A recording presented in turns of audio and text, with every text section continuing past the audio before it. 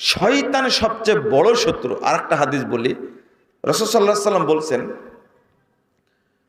ইন্না শাইতানা ক্বাদা লিবনি আদম বিআতরুকি, যত মুমিনের পথ আছে সমস্ত পথে ইবলিস শয়তান আছে। অর্থাৎ মুমিন যত কাজ করে সব জায়গাতে কি আছে? ইবলিস আছে। এখানে কি ইবলিস নাই? আছে। মনে করেন আমি বক্তব্য শেষ করে দেবো, এখন সালাম দেব, দোয়াটা পড়ব, কিন্তু আপনি এর মধ্যে দাঁড়ায় গেছেন। বুঝেননি কথা? কেন দাঁড়ালেন আপনি? এই 2 ঘন্টা 3 ঘন্টা শীতের মধ্যে বসে আছেন, আমি তো বক্তব্য এখন শেষ করব, 10 সেকেন্ডও লাগবে না দোয়াটা পড়তে, তা আপনি দাঁড়ায় গেলেন কেন বলেন তো দেখি? আপনার এত ব্যস্ততা কেন? শয়তান এমন জোরে খোঁচা দিছে, উঠ তাড়াতাড়ি, দোয়াটা পড়তে পারলে সব নেকি আল্লাহর কাছে কিয়ামত পর্যন্ত জমা থাকবে। কিন্তু দাঁড়ায় গেলে পড়লে এই নেকির আর গ্যারেন্টি নেই। এই জন্য ইবলিস ওই সময়ও কাজ করে। এবার বুঝতে পারছেন? উঠ তাড়াতাড়ি, উঠে যা।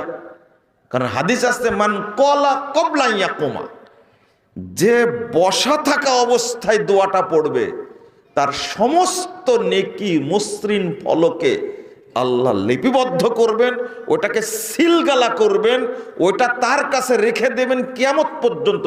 লাম ইউকসার ইলা ইয়াউমিল কিয়ামা, কিয়ামত পর্যন্ত এই নেকি আর নষ্ট হবে না।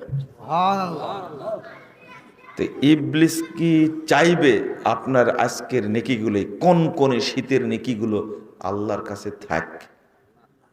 আর এই দোয়াটা না পড়লে এই নেকির কোনো গ্যারেন্টি থাকবে না, কোনো গ্যারেন্টি নাই। শয়তান নষ্ট করতে পারে এটা। হ্যাঁ, গ্যারেন্টি।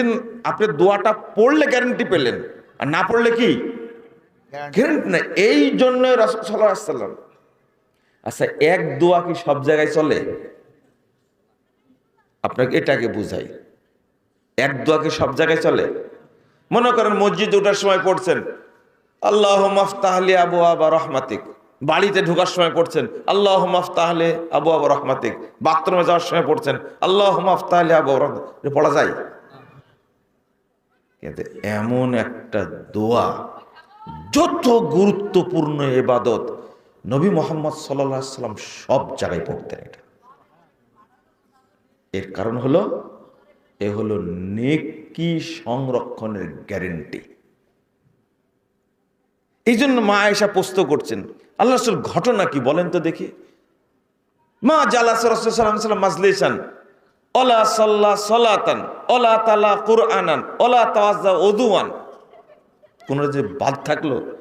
আল্লাহ রাসূল যখন মাজলিস শেষ করতেন, যখন সালাত শেষ করতেন, যখন ওযু শেষ করতেন, যখন কোরআন তেলাওয়াত শেষ করতেন, পড়েন সুবহানাকা আল্লাহুম্মা ওয়া বিহামদিকা আশহাদু আল্লা ইলাহা ইল্লা আনতা আস্তাগফিরুকা ওয়া আতুবু ইলাইকা, এটা পড়ে শেষ করতেন।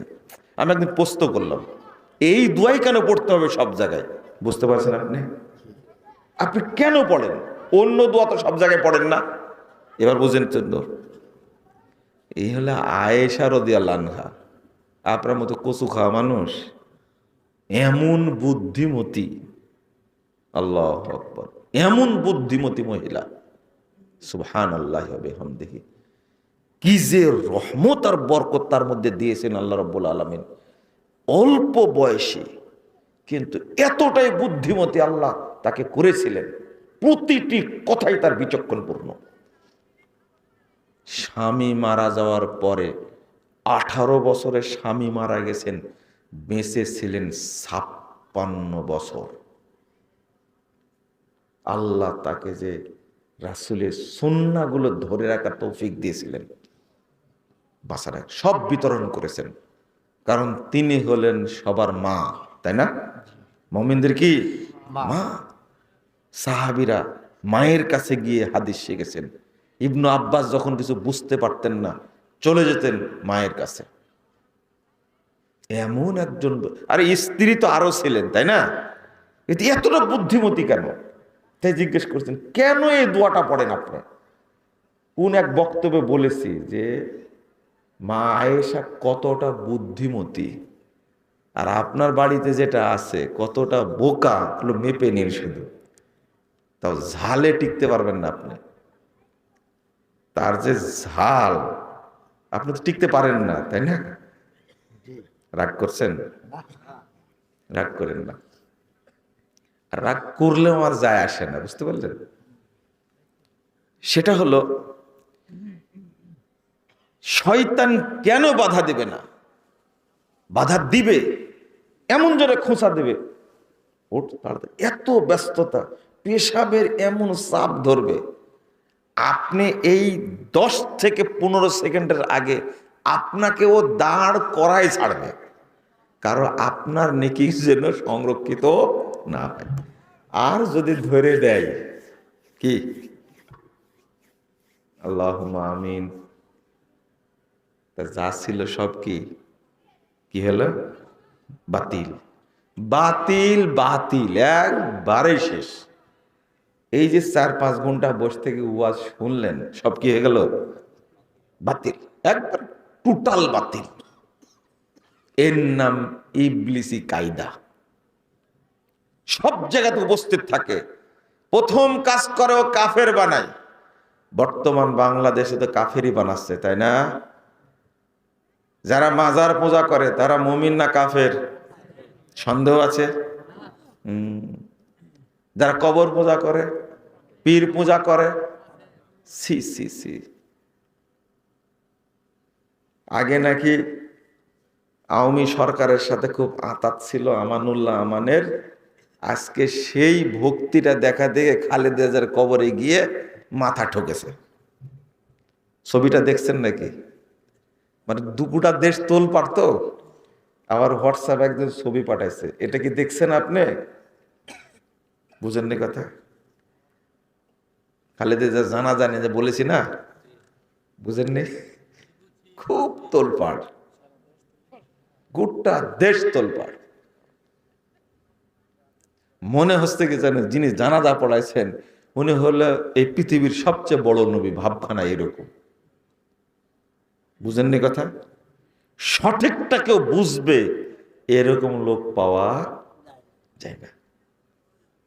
যদি এখন সরাসরি ঈসা আলাইহিস সালাম এসেও যদি বলেন জানাজার সালাতে সূরা ফাতিহা পড়াই লাগবে, এরা মানবে? এবার বুঝেন তাহলে, ঠিক এইরকম অবস্থাতেই এইরকম একটা সময়ে ঈসা আলাইহিস সালাম পৃথিবীতে আসবেন, আর তিনি মেনে চলবেন মুহাম্মদুর রাসূলুল্লাহ সাল্লাল্লাহু আলাইহি সাল্লামের শরীয়ত। সব বয়কট করবে, না এই ঈসা না, এই ইমাম মাহদী না। কথা বুঝতে পারলেন? আমাদের সাথে মিলে না, এই ইমাম মাহদী না, এই ঈসা হতে পারে না। ঈসা হলে তো হানাফি মাযহাব মানবে, নাহলে হাম্বলি মাযহাব মানবে, দেওবন্দি হবে, নাহলে বেরলভী হবে, কিন্তু কারো মাযহাব মানবেন কি তিনি? ভাবখানা এরকম, কারো কথাই চলবে না। শরীয়তি থাকবে একদিন ইনশাআল্লাহ, সব বাতিলগুলো উৎখাত হবে ইনশাআল্লাহ।